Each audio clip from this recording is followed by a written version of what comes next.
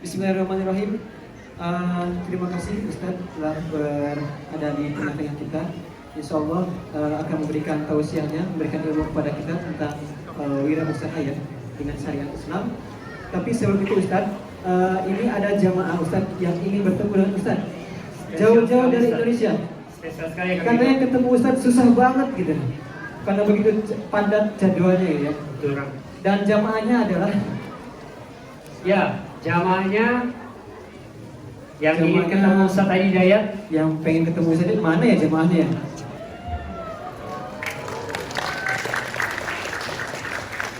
Takbir! Silakan Pak Sandiaga bisa mendampingi Ustadz. Gak apa-apa. Hari ini bisa kita dengarkan apa yang akan disampaikan. Insya Allah bermanfaat. Tafadhol pada Ustadz. Bismillahirrahmanirrahim. Assalamualaikum warahmatullahi wabarakatuh.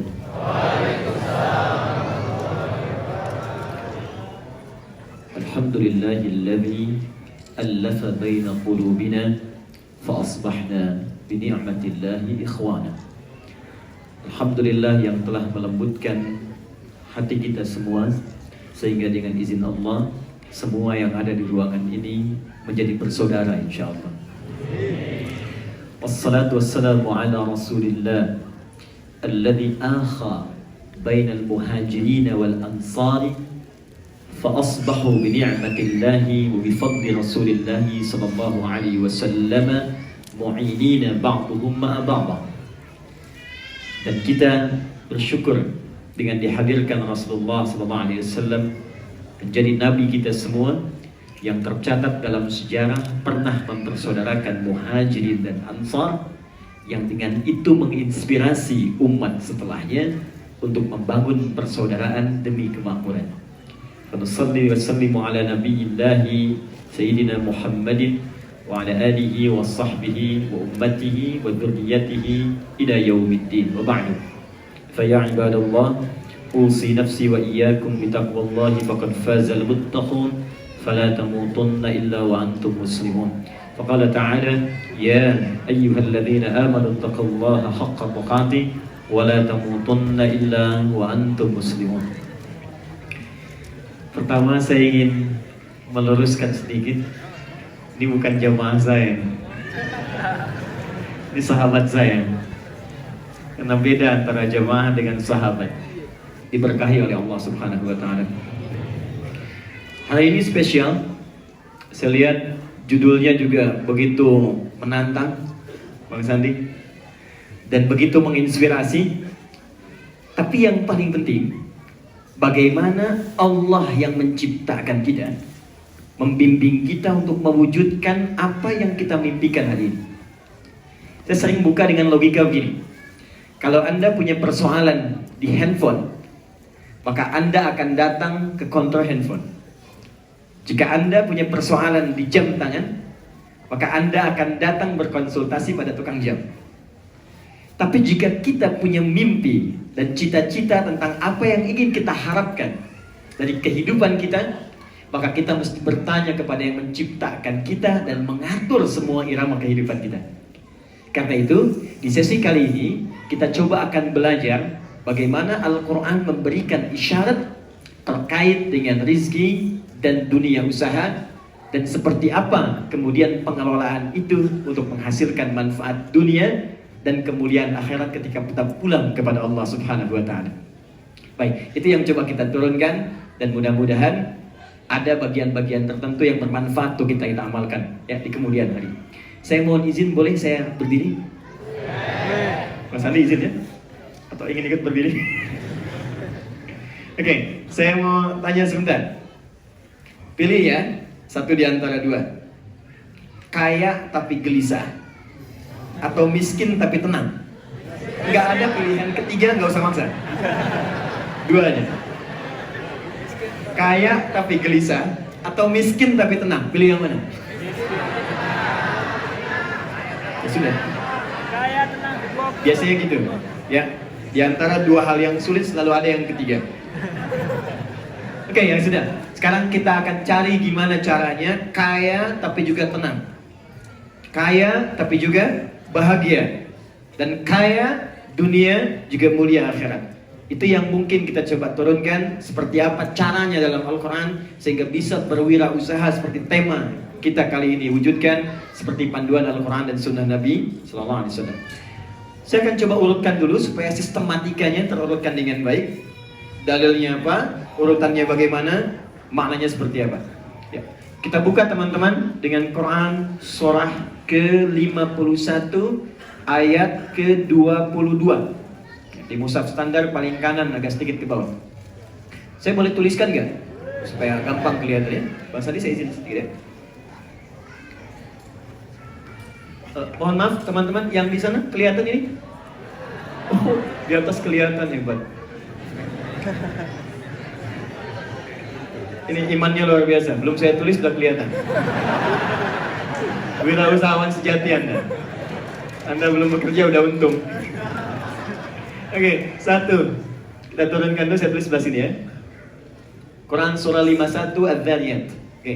Quran surah 51, kita buka dengan teori rezeki dulu. Karena semua orang usaha pasti mencari rezeki. Tapi tidak setiap yang berusaha mengerti apa itu rezeki. Itu masalahnya. Kalau kita paham tentang apa yang kita cari, akan begitu mudah mendapatkannya. Kenapa banyak orang kesulitan menyelesaikan persoalan? Ternyata bukan karena nggak mampu, karena tidak kenal masalahnya. Padahal sebagian persoalan itu, kata Quran, ada kalanya sesulit apapun bisa selesai dengan senyuman. Makanya ketika Allah menurunkan persoalan seberat apapun, itu dilukiskan dengan kalimat usrun. Ain, sin, ra. Itu di bahasa Arab itu ada usrun, ada sa'bun. Itu beda. Bahasa Arab susah nggak? Susah, kata Anda. Kata orang Arab, saya tinggal di Arab, itu cukup lama. Itu anak kecil segini, mudah bahasa Arab. Kaifa haluk Syekh ini. Saking mudahnya. Sekitar 2 tahun lalu saya umrah, itu di pelataran Masjidil Haram. Itu ada orang stres. Ngadep ke satu hotel, orang stres ngadep ke hotel bisa khutbah pakai bahasa Arab. Saking gampangnya bahasa Arab, orang stres pun bisa bahasa Arab. Udah bayangkan? Bagi orang Arab. Tapi bagi yang lain belum tentu, dia mesti belajar dulu. Maka kesulitan yang sifatnya relatif disebut sa'bun namanya. Sa'bun, sad, ain, ba. Ya. Hadalah amr sa'b alayya. Ini kayaknya susah, tapi mungkin mudah bagi orang lain. Kalau semua mengatakan sulit, nggak bisa nih, susah. Contoh, bawa mobil susah atau mudah? Susah bawa mobil begini. Kalau nyetir mobil mungkin relatif, bawa mobil pasti susah. Makanya orang mengatakan hamlus sayyarah amrun usrun. Ya, ngangkat bawa mobil itu perkara yang berat, semua orang susah. Maka setiap kesulitan yang semua orang mengatakan sulit disebut usrun namanya. Kemudahan lawannya, semudah-mudahnya. Semua orang mengatakan mudah. Angkat sedotan, mudah. Anak kecil, orang dewasa, tua, mudah. Maka orang Arab mengatakan yusrun. Kalau relatif seperti ini disebut sahlun. Coba cek dalam Al-Quran. Anda tidak akan pernah menemukan kalimat sa'bun dan sulit menemukan kalimat sahlun. Yang Anda temukan selalu usrun dipasangkan dengan yusrun. Inna ma'al usri. Di balik semua yang sulit itu, kata Allah, sebetulnya aku sudah arahkan, aku turunkan solusi termudah yang mungkin dengan senyum pun itu selesai. Cuma karena banyak orang tidak mempelajari dasarnya, maka kemudahan yang tadinya sangat mudah pun tiba-tiba kemudian bisa berubah menjadi kesulitan yang tak mampu diselesaikan. Karena itu kita terapkan rumus ini dalam kajian kita saat ini. Kita kenali dulu bagaimana sifat rezeki dalam Al-Quran. Quran surah 51 Adz-Dzariyat ayat ke-22. Kita turunkan lagi, saya catat dalilnya di sini, saya uraikan di sebelah sini. Quran surah kedua turunannya ayat 168. Kemudian dari sini kita petakan lagi. Sekarang jadi pilihan, Anda mau cukup, mau kaya. Diberikan pilihan oleh Allah. Quran surah ke-53 ayat 48. Atau kaya banget atau kebangetan kayanya. Ada 3. Kemudian dari sini diturunkan contoh Quran surah kedua ayat 215. Saya tuliskan dalilnya dulu baru saya gali detailnya. Turun lagi ke sini, kita mulai masuk ke fase passionnya. Quran surah ketiga ayat ke-14. Dari sini kita turunkan lagi Quran surah ke-98 ayat yang kelima, baru membuat strategi bagaimana usaha kita bisa sukses. Quran surah ketiga ayat 142. Kita 5 ayat saja dulu di pertemuan kali ini. Maaf, saya sampai jam berapa? Oke. Siap, nggak ada masalah. Oke. Ini ada jam depan saya untuk mengukur saya untuk memetakan persoalannya. Gak ada masalah, Anda mau sampai subuh silakan, saya jam 5 selesai. Yuk kita mulai sekarang. Quran surah 51 ayat 22. Fokus, lihat ayatnya. Wa fis samai rizqukum wa ma tu'adun. Ada ayatnya? Oke. Wa fis samai, dan di langit itu. Kalau berbicara di langit berarti sudah urusan Allah. Wa fis samai rizqukum. Kalau kita terjemahkan dengan bahasa tafsirnya, Allah sudah tetapkan rizki kalian semua tanpa dikurangi sedikit pun sesuai dengan maslahat kehidupan kita. Awas hati-hati. Wa ma tu'adun, dan dijanjikan oleh Allah akan diberikan kepada kita tanpa pernah tertukar dan sesuai dengan porsi kebutuhan kita. Jadi dari ayat ini Allah ingin menerangkan satu, rizki kita itu teman-teman sekalian sudah teratur, sudah ada porsinya. Karena itu dari sini turunannya, kalau sudah kita tahu bahwa kita mendapatkan bagian dari rizki, tak tertukar dengan orang lain, maka jangan pernah terfikir untuk mengambil bagian orang. Jadi mencuri itu nggak ada gunanya. Curang itu tidak ada gunanya. Korupsi hanya memberikan beban. Karena kalau itu bukan punya Anda, tetap akan dibalikan lagi pada orang yang punya. Jadi kalau orang paham tentang bagian satu saja di ayat ini, maka dia akan mengerti untuk tidak berbuat yang tidak semestinya dalam mencari rezeki. Di bagian pertama kata Allah, kalaupun kau hidup, mustahil ada orang hidup tidak akan mendapatkan rezeki dari hidupnya. Mustahil. Jelas? Di bagian pertama kita mesti yakin. Jadi ini ayat optimisme. Tidak ada ayat pesimis dalam Al-Quran. Kata Allah, kalian semua mesti optimis. Setiap kita punya bagian rizki yang telah ditentukan. Jangan pernah ngambil punya orang. Jangan pernah berbuat curang. Karena itu hanya akan menyulitkan diri sendiri. Saya di Indonesia kemarin membuat statement pada sebagian kawan-kawan. Kalau Anda terpikir berbuat curang dalam niaga, mau korupsikah itu, mau berbuat nyogokkah, mau mencurikah, maka Anda akan menyulitkan diri sendiri. Dan khawatirlah, sayangilah keluarga Anda. Bayangkan, bapaknya yang korupsi, anaknya yang dibully. Anaknya yang mencuri, ibunya yang menangisi. Apa tak sayang dengan keluarga kita yang ada di rumah? Dan itu hanya menyusahkan diri sendiri. Begitu diselesaikan oleh Allah, saking sayangnya, ini bukan hak kamu, kembalikan kepada orang lain. Maka diambil dia, diisolasi dulu, diambil semua hartanya. Itu bagian orang yang dikembalikan kepada pemiliknya. Karena itu sekali lagi, mesti optimis bagian pertama. Rizki telah Allah tetapkan untuk kita, dan jangan pernah berbuat kotor dalam mendapatinya. Sepakat? 2. Pelan-pelan. Rizki yang telah diatur ini, kata Allah, aku janjikan akan diberikan kepada setiap hamba sesuai dengan kebutuhan porsi hidupnya. Jadi Allah janjikan rizki ini akan diberikan pada setiap hambanya.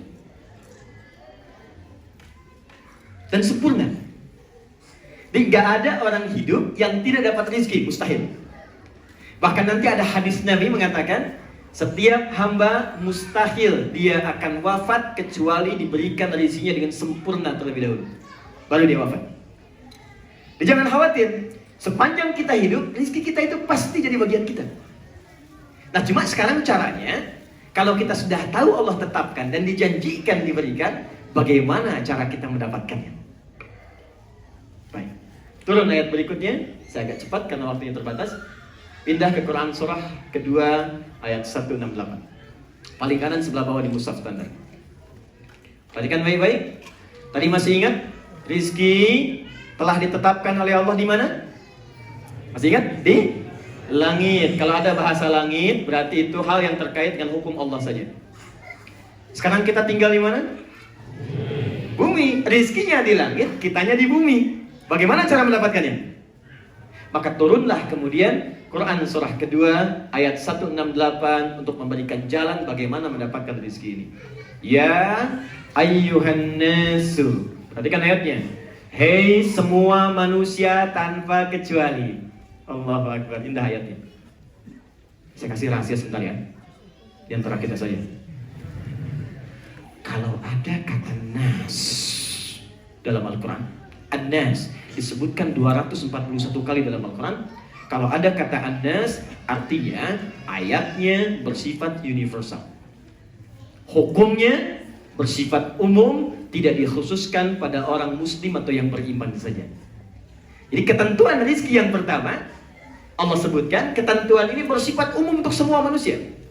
Artinya sepanjang ada manusia, baik dia muslim atau bukan, tetap akan mengikuti ketentuan yang telah Allah tetapkan ini. Kalau Anda ingin mendapatkan rezeki, maka semua manusia mesti menempuh jalan yang telah ditetapkan ini. Lihat kalimatnya. Ya, maaf, izin saya detilkan sedikit.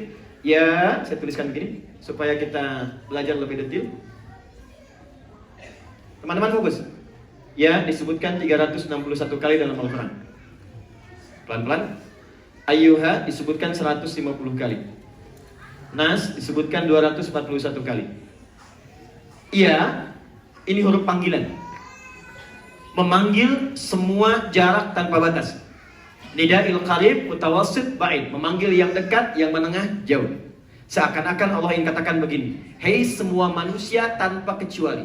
Baik yang merasa dekat, sedang menengah jaraknya, ataupun jauh dariku. Semua tanpa kecuali. Ayyuha terdiri dari kata ayyun dan ha. Ayyunya munada, fungsinya taukid. Paham? Tidak.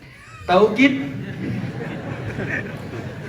sesuatu yang bermakna menguatkan.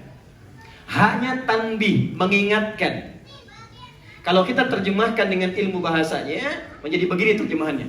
Hei semua manusia tanpa kecuali, dekat, menengah ataupun jauh. Saya ingatkan pada kalian semua, dan ini kuatkan dalam jiwamu yang paling dalam. Jika engkau ingin mendapatkan rizki yang telah aku janjikan, kulu mimma fil ardi halalan tayyiban. Ini rahasia pertamanya. Kalau Anda ingin dapatkan rizki, pertama kulu. Di situ diterjemahkan dengan apa? Makan. Nah, teman-teman, di sini di ilmu balaghah menggunakan rumus dzikrul ba'di yuradu bihil kullu. Kalau di bahasa Indonesia sinekdok pas prototo. Disebutkan sebagian yang dimaksud keseluruhan. Baik, dalam ayat ini diterjemahkan dengan makan. Sebetulnya yang dimaksud bukan makan. Yang dimaksud kerja. Usaha. Jadi kalau Anda ingin dapatkan rezeki, ya kerja. Usaha. Di rizki, walaupun telah ditetapkan, mustahil bisa diraih kalau tidak ada ikhtiar dari kita untuk mendapatkannya. Jadi kata Allah yang pertama, kalau Anda ingin mendapatkan rizki yang telah saya tetapkan, maka Anda mesti kerja, mesti usaha. Dan umumnya kan kalau orang kerja, kalau ditanya kan mau cari makan kan? Papa mau kemana? Mencari sesuap nasi. Padahal yang dicari rice cooker, nyari pakaian, nyari minuman, nyari rumah, nyari mobil kan? Ini menggunakan sinekdok pas prototo. Di hukum yang pertama kata Allah, fokus baik-baik. Kalau Anda pengen dapat rezeki, maka mesti apa? Kerja. Mesti apa? Usaha. Ini semua hukumnya berlaku universal. Jadi kalaupun Anda imannya kuat, Anda jadi kiai, Anda jadi syekh, tapi nggak mau kerja, mustahil rezeki turun. Saya pernah di Kairo tahun 2006, itu ada perdebatan dua orang pintar. Hafal Quran dua-duanya. Yang satu berkata begini, rezeki nggak usah dicari, ya Allah janji dikasih sama kita. Allah kan janji di surat 51 ayat ke-22. Kita pasti diberi, jadi nggak usah kerja. Yang satu berkata nggak bisa diberikan, itu terkait dengan pekerjaan. Kata yang pertama tadi saya akan buktikan. Saya akan bersembunyi di sebuah ruangan di masjid, yang di masjid itu sering ada donatur untuk kasih makanan. Jadi kalau di Timur Tengah itu ada masjid-masjid dan donaturnya suka ngasih makanan bagi orang yang itikaf. Orang ini sembunyi di satu tempat, ruang DKM, ngumpet di bawah meja. Ini kisah nyata. Jadi begitu hari pertama, Donatur datang kasih makan, yang dapat makan, karena dia sembunyi nggak dapat.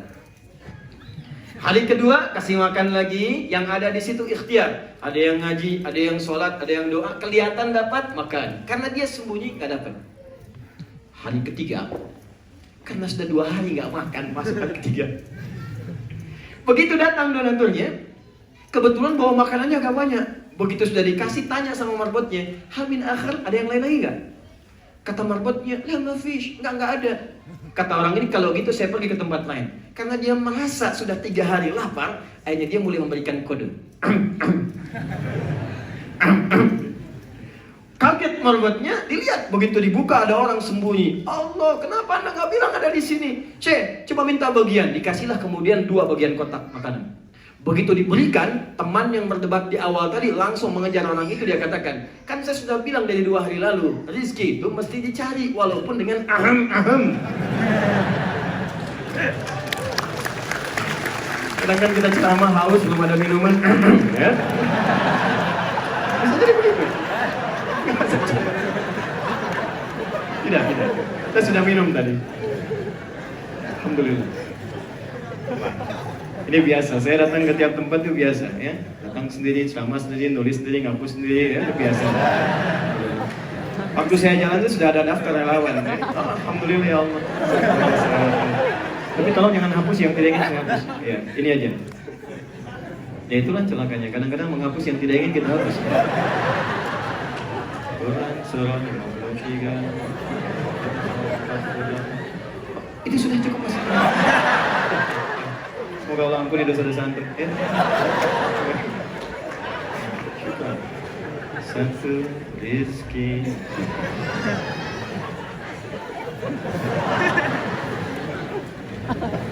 Oke, sudah. Jadi kalau kita mau dapat rezeki mesti apa? Usaha. Mesti usaha, kerja. Yang penting kita bergerak. Bagaimana bergeraknya? Pertama Allah berikan peluang tempatnya dulu. Mimma fil ardi. Lihat. Fokus. Tadi rezeki ditetapkan di mana? Di langit. Tadi tulisannya di sini, langit. Sekarang kita ada di mana? Bukan, kita di Jepang. Oke? Jepang bagian dari bumi, diturunkan ke bumi. Nih, ini yang paling menarik. Bahasa Al-Qur'annya bumi disebut dengan ardun. Tapi sebelum menyebutkan kalimat al-ard, Allah awali dengan kalimat min dan ma. Disatukan jadi mimma, asalnya begini. Minnya bermakna tab'id, sebagian yang bisa dijangkau. Maknya menunjuk bagian dari bumi. Kata Allah, hei kalian tinggal dimanapun di bumi, kalau pengen rezeki silahkan cari kerja usaha di tempat manapun yang Anda bisa jangkau di bumi. Jangan pernah putus asa. Anda nggak dapat tinggal di Bandung, merantau ke Jakarta. Nggak dapat di Jakarta, Sumatera. Sumatera nggak dapat, Kalimantan. Kalimantan nggak ada peluang, Papua. Nggak dapat peluang Papua, ke Jepang. Sepanjang bagian dari bumi. Dimanapun yang Anda bisa jangkau, ayo cepat kreatif. Sepanjang Anda kerja, kalau Anda mau usaha, rezeki turun. Tapi kalau Anda nggak mau usaha, nggak mungkin datang. Sekarang di Indonesia saja kreativitasnya tinggi. Kadang cuma modal fluid, plit, wali Pak. 2.000, terima kasih Pak. 3.000, terima kasih Om. 5.000, makasih Bos. Bayangin tuh. 3.000 jadi Om, 5.000 jadi Bos. Jadi kalau Anda mau bekerja, mau usaha, mau kreatif, jadi dapat. Ya, kembalikan. Jadi pertama prinsipnya rezeki sudah diatur, jangan berbuat curang. Yang kedua, Allah ajarkan untuk mendapat rezeki itu mesti apa? Usaha. Baik, ini poinnya. Rezeki mesti dicari dengan usaha. Kerja. Oke, 3. Pelan-pelan. Turunkan lagi. Sekarang ini yang paling menarik. Sebelum Anda usaha, sebelum kita kerja, maka Allah berikan dulu pelurusan visi kepada kita. Orientasi kerjanya yang dikaitkan dengan rezeki itu, capaiannya mau jadi apa? Goalnya mau apa? Ngapain Anda kerja? Apa hasil yang akan digunakan dari pekerjaan itu? Supaya ketika kita memulai mencari pekerjaan itu, kita punya bimbingan dengan arah yang jelas. Ini visinya akan begini. Maka terkait kekayaan ini, terkait rezeki ini, Allah bagikan klasifikasi manusia kepada dua bagian. Yuk, buka Quran surah ke-53 ayat ke-48. Nanti saya simpan dulu. Turunkan ke sini Quran surah 53 ayat 48. An-Najm ayat 48. Jadi semua yang kerja, semua yang usaha itu cuma akan masuk pada dua klasifikasi ini, nggak ada yang ketiga. Wa annahu huwa aghna wa aqna. Ada ayatnya? Oke, Quran surah 53 ayat 48. Dan dialah Allah yang telah menetapkan, mengatur manusia terkait rezeki itu ada dua golongan. Kalau bukan menjadikan orang itu kaya karena ikhtiar usahanya, atau cukup untuk memenuhi kebutuhannya. Di dalam pencarian rezeki ini teman-teman, untuk berusaha, visi yang kita bangun ada dua bagian. Fokus baik-baik. Satu, silahkan Anda bekerja, silahkan berusaha. Maka orientasi pertama, ada orang yang cari rezeki sekedar yang penting cukup hidup sajalah. Ya, yang penting pas butuh ada, pas mau makan ada, pas mau kerja ada, gitu kan? Pas mau tidur ada kelengkapannya. Jadi ada orang yang memang pola hidupnya yang penting cukup, gak perlu terlalu banyak.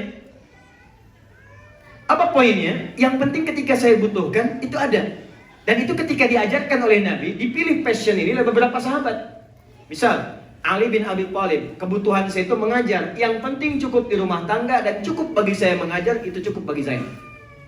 Makanya Ali radhiyallahu ta'ala anhu sampai sekarang dikenal bukan sahabat yang masuk dalam golongan kaya.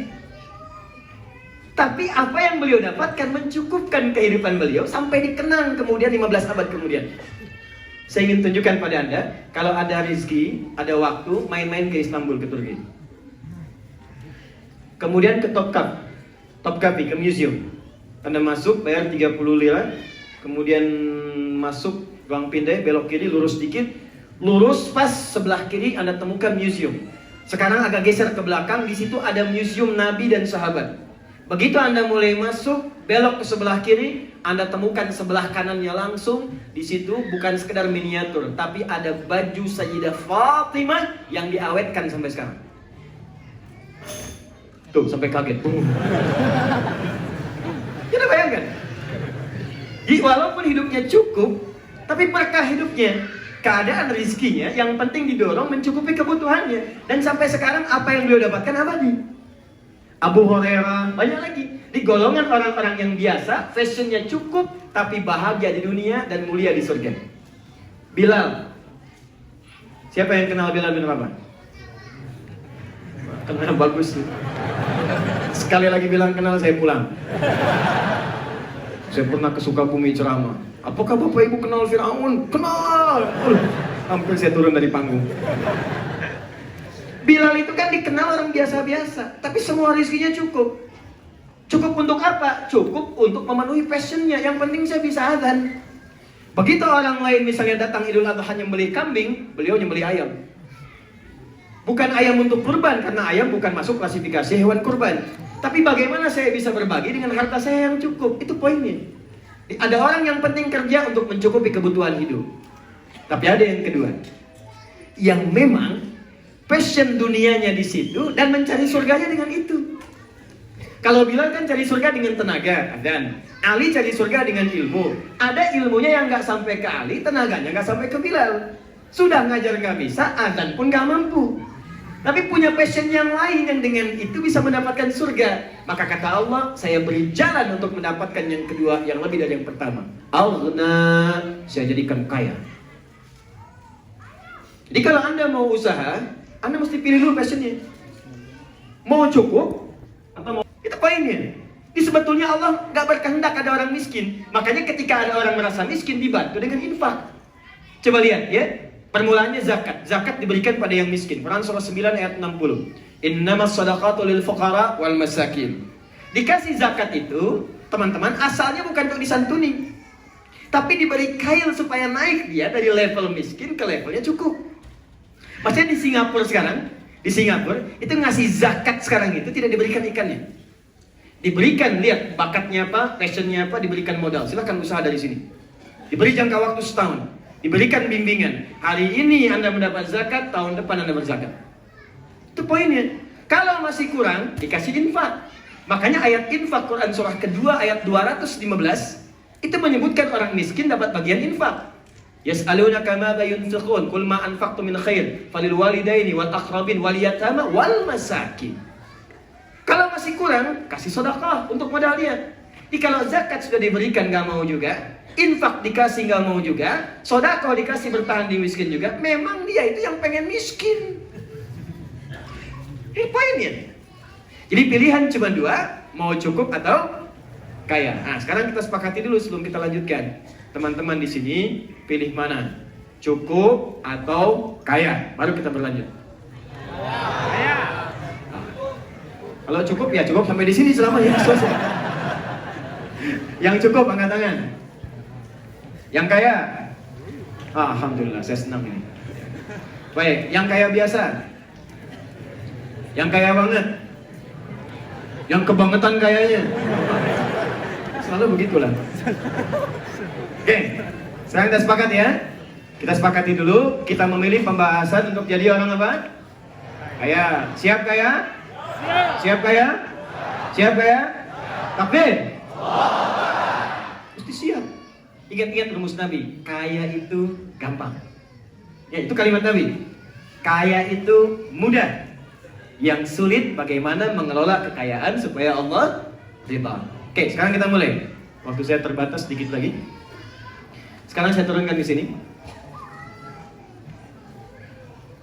Ya, teman-teman, sekarang bagaimana Allah mengarahkan kita untuk berusaha sampai mendapatkan level yang tadi kita harapkan. Pertama, kita masuk dulu turunkan ke Quran surah ketiga ayat 14. Paling kanan agak ke bawah sedikit di mushaf standar. Zayyana lin-nasi hubbus syahawati minan nisa'i wal banina wal qanatiril muqantarati minadh dhahabi wal fiddati wal khailil musawwamati wal an'ami wal harth. Ada ayatnya? Baik. Ini sama dengan kita semua. Zayyana lin-nas, nas umum. Masih ingat tadi terjemahan kita? Semua manusia, kata Allah, itu umumnya senang untuk mendapati bagian-bagian berikut. Dihiasi, senang perhiasan, senang tampil menyenangkan dengan bagian-bagian berikut. Pertama, kecenderungan manusia senang berkeluarga. Di hubbus syahawat di sini itu, maaf, jangan diartikan laki-laki ke perempuan saja, termasuk perempuan ke laki-laki. Karena kecenderungan berkeluarga itu dari dua arah. Jalannya ta'aruf. Ya, tak kenal maka ta'aruf, bukan tak sayang. Ya. Anda kenal istri tetangga kan tidak harus sayang. Ya. Tak kenal maka ta'aruf. Baik, pertama manusia senang berkeluarga. Kalau sudah berkeluarga, ada pasangan, ada keturunan, maka cenderung kemudian mengarahkan pola hidupnya untuk mendapatkan kemapanan dan kenyamanan dalam hidup. Apa diantaranya? Dia ingin menaikkan status sosialnya. Maka dia akan mencoba memaksimalkan tenaga usahanya. Pertama, awas, fokus baik-baik. Hubbus syahawati minan nisa'i wal banin wal qanatiril muqantara. Mengoleksi harta benda, menambah kekayaannya di aspek-aspek berikut. Sekarang perhatikan baik-baik.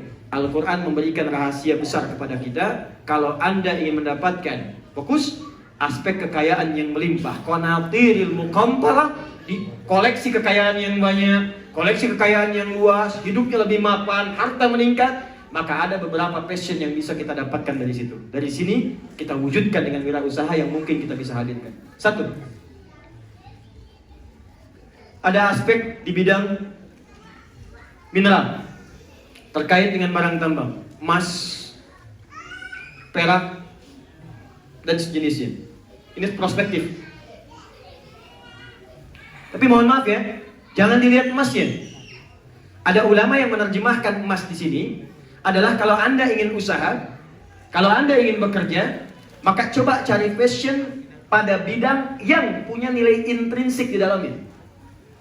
Emas itu dulu bukan hanya sekedar jadi bahan galian. Anda menggali menemukan bagian dari mineral, ya. Ada misalnya, mohon maaf, temukan emas, temukan perak, sekarang ada uranium, ada nikel, ada macam-macam sejenis dari sini. Tapi yang paling menarik, emas itu itu dulu diberikan arahan banyak oleh Nabi, isyarat yang sangat banyak dalam hadis, sebagai barang yang punya nilai intrinsik tinggi. Artinya apa? Kalau Anda ingin cari kerja, coba cari peluang-peluang usaha yang dengan usaha itu di dalamnya punya nilai yang tinggi, yang nggak putus pada masa itu saja. Tahun depan nilainya bisa naik lagi, tahun depan bisa berkembang lagi, tahun depan punya nilai lebih daripada sekarang. Coba sekarang dari mata uang saja Anda bandingkan ya. Nabi mengajarkan kita untuk bisa menabung emas. Nabi mengajarkan kita bisa bertransaksi dengan emas. Sekarang bandingkan dengan uang kertas. Contoh saja. Contoh. Kertas itu kan nggak punya nilai intrinsik. Secara ekonomi ya kertas kalau disobek selesai. Karena itu di dalam sistem ekonomi, Bang Sandi lebih paham, itu selalu mengalami penurunan. Kalau saya ceritakan lebih dalam tentang sejarah uang kertas, mungkin bakal pada kaget. Tapi saya simpan dulu. Ya. Jadi dulu kan pakai emas. Kemudian dicoba untuk menggunakan kertas untuk memonopoli nilai ekonomi dunia. Tapi secara singkat saya ingin katakan, kertas dibandingkan dengan emas itu nilainya sangat kecil. Sehingga ketika dia dijadikan sebuah nilai pertukaran, seakan-akan barangnya makin naik padahal nilai uangnya diturunkan. Barangnya tetap. Coba Anda beli kambing misalnya, 2 tahun lalu dengan kambing sekarang, nilainya pasti beda. Kambing sekarang lebih mahal dibandingkan kambing 2 tahun lalu. Tempe 5 tahun lalu lebih mahal dibandingkan tempe sekarang. Padahal tempenya itu aja, keratnya segitu, jumlahnya segitu, besarnya segitu, tapi kenapa kemudian jadi mahal? Ternyata bukan tempenya yang mahal, tapi uangnya yang nilainya diturunkan. Kertasnya yang diturunkan. Jadi dengan menggunakan kertas itu bisa diatur. Sekarang kalau pengen naik-naik, kalau pengen turun-turun. Tapi emas tak bisa. Naik terus, naik terus, naik terus. Nah poinnya, kalau Anda ingin usaha, jangan lihat emasnya. Cari pokok usaha yang kira-kira bisa berkembang nilainya sampai kapanpun dia naik bukan turun. Bisa. Anda cari misalnya di bidang tanah. Anda bergerak di properti. Atau Anda misalnya di bagian teknologi. Ada yang bikin misalnya, di bagian softnya, perangkat lunaknya. Ada di bagian hardware-nya, dikembangkan lagi ke depannya. Bagian pertama kata Quran, kalau Anda ingin mencari bidang usaha, maka cari objek yang nilainya bisa berkembang terus di masa depan. Paham bagian pertama? Satu. Saya agak cepat ya. 2. Wal khailil musawwamah. Wal khailil musawwamah. Di situ diartikan apa? Kuda tunggangan. Khail, teman-teman, khail itu bukan kuda biasa. Kuda yang digunakan sebagai alat transportasi zaman dulu. Di Ferrari-nya dulu, zaman-zaman dulu, zaman jahiliyah, zaman Nabi, sampai ke keemasan Islam di masa lalu, Ferrari-nya itu ya kuda. Makanya sekarang Ferrari disebut apa? Kuda? Kuda jengkrak. Bukan kuda Islam. Itu kuda. Khail itu kuda tunggangan. Jadi kalau ada orang miara kuda dulu, orang-orang hebat tuh, orang-orang kaya, salah satunya orang yang punya kuda berkualitas. Dalam bahasa Arab, kuda spesial, musawwamah itu spesial, yang punya tanda, terpilih. Kuda spesial, tunggangan spesial, itu orang yang hebat pasti punya kuda yang paling bagus, tunggangan yang paling hebat. Apa itu? Khail. Nah, orang yang kalau pengen usaha cepat, dia dari kecil miara kuda. Pakan kudanya, pilihan kuda terbaiknya. Bahkan sampai sekarang, maaf ya, ada orang yang mengabadikan pakan kuda ini sampai kemudian dimatikan benihnya di Amerika. Dan diambil dari Quran. Namanya qodba. Qodba. Wa zaituna wa nakhla. Ya, qodba itu asalnya pakan ternak, sekarang disebut alfalfa. Qodba ini dulu orang Persia memberikan ternaknya, ya, kudanya dengan pakan ini, itu tumbuhnya luar biasa, jenis kudanya bagus, larinya juga kencang, keberaniannya tinggi. Dibawa oleh Tariq bin Ziyad ke Spanyol, ke Andalusia.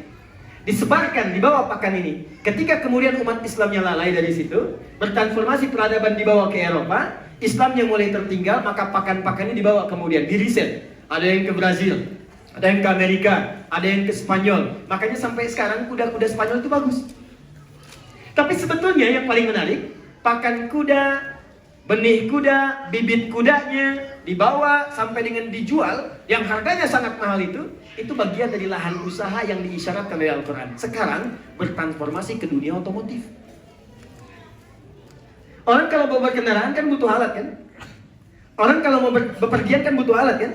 Dia butuh sepeda, butuh motor, butuh mobil, mobil dimodifikasi lagi, ragamnya bisa banyak. Kata Quran, kalau Anda ingin bekerja dalam usaha yang mempercepat harta Anda kemudian bisa banyak di situ, salah satunya bisa pilih Anda bisa berkarya di dunia otomotif. Hai semua orang yang beriman kepada Allah.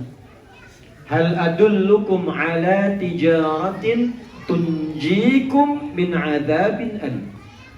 Mau enggak, kata Allah, aku tunjukkan pada kalian cara berniaga terbaik yang akan membebaskan kalian dari perasaan sulit yang dalam, dari perasaan tersiksa ketika menjalaninya. Ini bukan konteks akhirat saja, tapi konteks dunia. Ada orang pengen kaya, tapi cara kerjanya tersiksa. Berangkat gelap, pulang gelap, tuntutan kerja banyak, kadang lembur, kadang stres, begitu stres keluar bikin onar, capek sendiri. Kadang pelampiasannya ke minuman, pelampiasannya ke kriminalitas, kadang-kadang bawa pisau, tusuk sana sini. Ada yang bikin ini, bikin itu, stres. Kaya memang, tapi tidak menikmati kekayaannya. Kaya memang, tapi tidak nyaman dengan kekayaannya. Makanya tadi saya sampaikan dari awal, Anda itu pengen kaya gelisah atau miskin tapi tenang. Tetap kan pilihannya kaya tapi tenang. Jadi kata Allah, nih kalau Anda ingin kaya dan tenang, Anda ingin kaya tak tersiksa dalam pekerjaan, aku tunjukkan jalan pertamanya untuk mendapatkan itu semua. Tijarah itu bisnis, usaha. Apa jalannya? Teruskan ayat 11-nya. Tu'minuna billah. Kamu yakin dulu dengan Allah. Fokus teman-teman. Yuk kita lihat. Satu, tu'minuna billah. Kerja, usaha pertama, termasuk di sini berwirausaha. Siapa yang Anda ingin jadi millionaire ke depan atau billionaire bahkan, ya? From $1 misalnya to $1 billion company. Dari $1 jadi jutaan atau bahkan miliaran, triliunan ke depannya. Maka jalan pertamanya kata Allah, kalau nggak pengen susah dalam pekerjaan, pertama Anda harus bekerja dengan dasar iman dulu. Satu iman. Secara singkat begini, iman itu yakin dengan semua ketentuan-ketentuan Allah. Kalau sudah yakin, siap menjalaninya. Sekarang saya tanyakan dulu pada semua teman-teman, beriman kita? Yakin kita? Siap menjalankan ketentuan Allah? Dasar pertama kalau ingin kaya dan ringan, kaya mudah, kaya bahagia kata Allah, ikuti dulu semua ketentuanku. Syarat pertama iman. Kedua, ikuti petunjuk Rasulku. Makanya kalimat setelahnya wa rasuli. Nanti saya turunkan detailnya ya. Nanti Nabi berikan detailnya. Kalau pengen ini, begini. Kalau usaha begini, begini. Tinggalkan yang ini, kerjakan yang ini. Hasilnya seperti ini. Ada semua lengkap. Kedua, detailnya lihat pada petunjuk Rasul.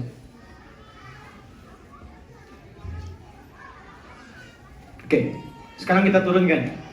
Bagaimana cara memulai pekerjaan dengan iman tadi? Buka Quran surah kedua ayat 172. Al-Baqarah 172.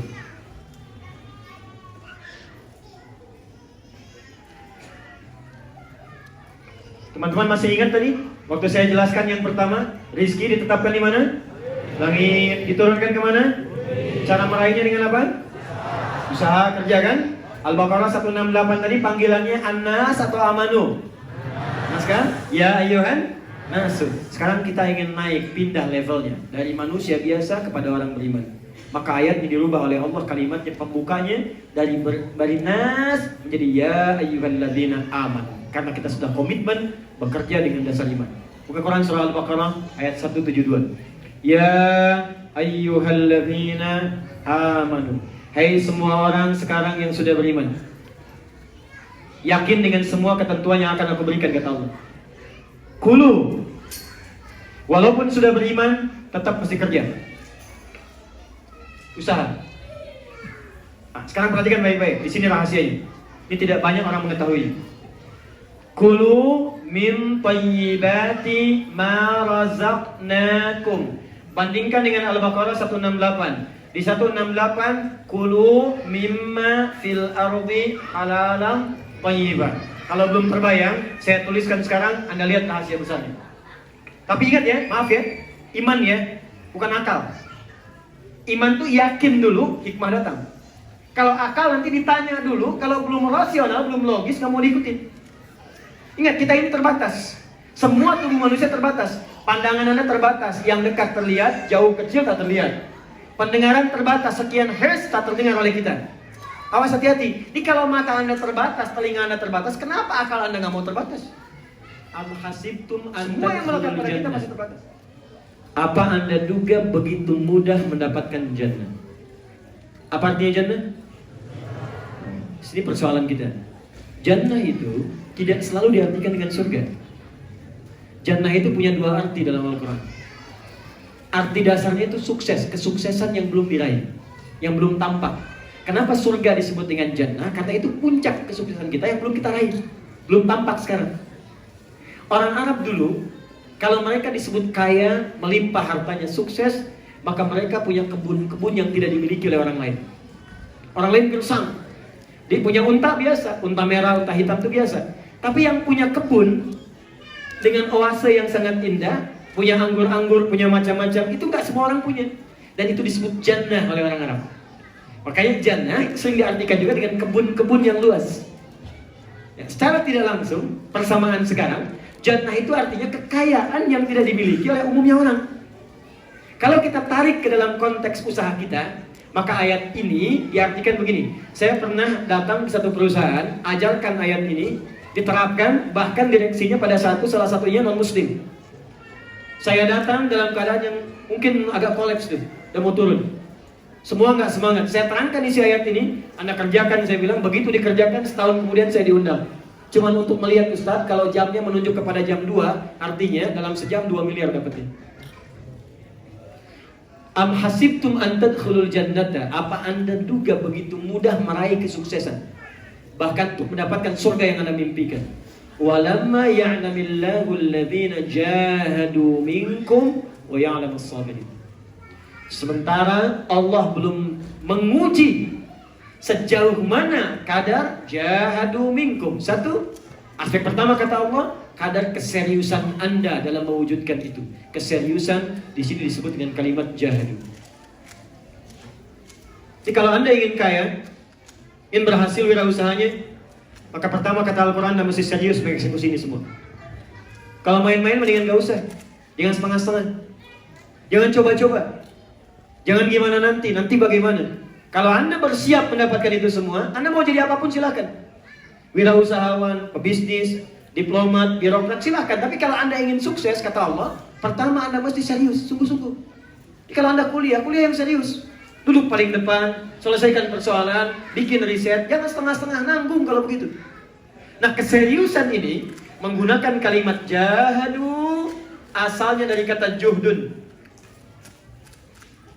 Juhdu, kesungguhan, keseriusan, dibagi 3 turunan lagi.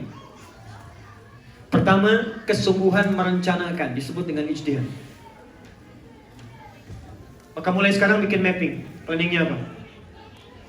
Sukses mau tahun berapa? Turunkan ke kita sekarang. Bikin rencana, mau di bidang apa? Rencananya bagaimana? Tahun berapa? Modalnya dari mana? Investornya siapa? Ya, siapa orang yang bagian kreasinya? Inovasinya seperti apa? Turunkan. Kalau Anda masih kuliah di kampus, bahkan turunkan cita-cita dari atas sampai ke materi kuliah yang sedang Anda kerjakan sekarang.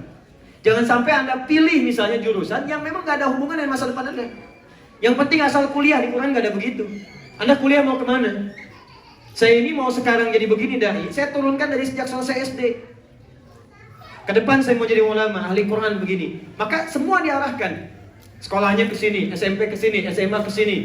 Ya, kemudian kampusnya begini, sampai pulang lagi. Nah, Anda sekarang mau bikin passionnya apa di masa depan?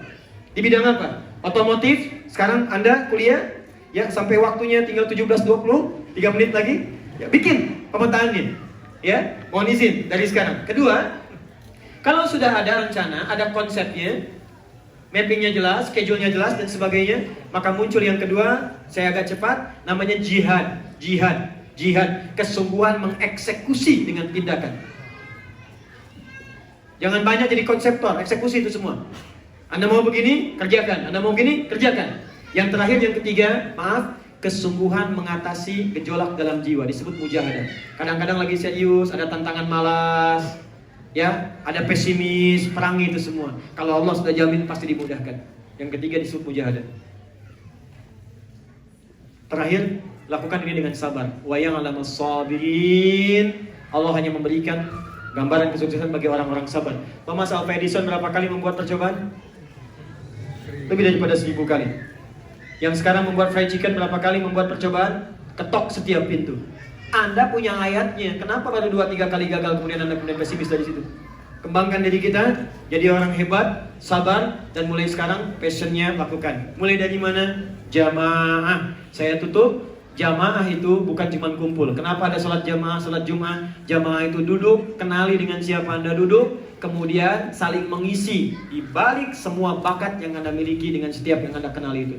Karena itu tidak ada orang salat di dekat Masjid Nabi kecuali maaf, yang sakit bertemu dokter selesai sakitnya. Yang tidak punya pekerjaan ketemu dengan orang punya pekerjaan. Itu yang kita kembangkan. Ke masjid, temui, kenali. Anda di Jepang, gak semua orang bisa ke Jepang. Cari apa yang bisa bermanfaat untuk Anda. Passionnya dapatkan, jadi pakar di bidang dan pulang ke negeri kita, bangun. Jadi kan makmurkan negeri kita, sumber daya banyak. Pulang lagi ke tanah air. Bangun negeri kita, Sabang sampai dengan Merauke. Luas 13.677 pulau. Gak semua orang dapat. Saya ke Abu Dhabi untuk dapat satu pulau triliunan rupiah. Kita punya 13.677. Itu belum termasuk Pulau Gebang, Pulau Gadung, pulau-pulau yang lain. Ya. Jadi ya, mudah-mudahan Allah berikan keberkahan untuk kita. Saya sampai di sini. Itu cuma motivasi saja. Ayatnya sudah saya turunkan, dalilnya sudah Anda dapatkan, janjinya sudah Anda terima, contohnya juga sudah ada. Bahkan dengan yang belum beriman. Quran surah ke-28 ayat 77. Wabtaghi fima ataqallahu daral akhirah wa la tansa nasibaka minad dunya. Kalau kamu sudah kaya, kata Allah, jadikan hartamu untuk mencari surga yang telah engkau impikan itu. Karena itu Allah turunkan ayat sedekah, ayat infak, ayat zakat, supaya Anda gunakan harta pada yang dibenarkan oleh Allah Subhanahu wa Ta'ala. Kalau cuma kaya dan fashion saja, sudah ada korun. Jangan bersaing dengan korun, karena Anda tidak akan tenang untuk selamanya. Cukup kita mendekat kepada Allah. Kita awali dengan doa. Mudah-mudahan dengan doa ini semua pekerjaan kita diberkahi dan dimudahkan oleh Allah Subhanahu wa Ta'ala. Alhamdulillahirabbil alamin. Arrahmanirrahim. Maliki yaumiddin.